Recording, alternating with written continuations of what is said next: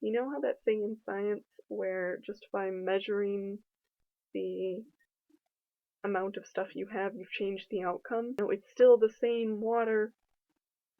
This tiny bit of difference, this tiny bit taken away from it. Sometimes I feel like an empty shell. Okay, not an empty shell. I feel like a dirty shell. I have all this information coming in from other sources, and I'm just pushing it out with a little bit of me in it. I'm just distorting the information, which is kind of sad. Like, whatever information you're talking about with whoever you're talking about it to, you're coloring it a little bit to fit that person, and that person is also giving you feedback, whether it be via their words or their reactions or their facial expressions or their tone of voice or whatever, and that's also coloring the future information that you give them. That's weird too, because you're a shell, and you're a shell that has to interact with these other shells, and there's all this water and the chemicals and dirty coming out and in, and it's all very, very confusing. In the same rate, I don't want to be a labeled shell.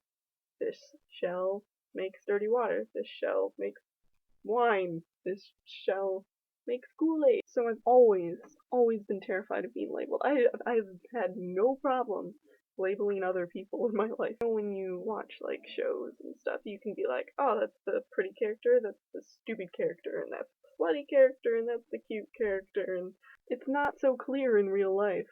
But I still did that. I would like take my group of friends in high school and I'd be like, so this is this person's role and this is this person's role. That's not how people work. People are always changing, and it's hard to get a sense of who another person truly is because like the second you're away from them, they've changed. Friend 2.0. The longer time you spend apart from them, they become friend 3.0, friend 4.0, friend 5.0. It just keeps going until you can't even tell that it's the same software, that it's the same person. So that's a problem because then you can't label them anymore. So, and I'm really trying not to put people in boxes, but it's so nice. Oh, I made this perfect thing. This is what you need to be. It's all very complicated and messy. Isn't life beautiful? Which brings me to why am I even sharing this with you on the internet? There are multiple outlets for this kind of crisis of imagining people complexly. So I think I'm kind of hoping that whoever I'm projecting on this blank canvas is me, is truly, truly me at this moment in time, because I know I'm not the only person that feels like it. And maybe I just want to put words to it and hope that people can give me some feedback as to what I am feeling. Hopefully you can empathize and make me understand.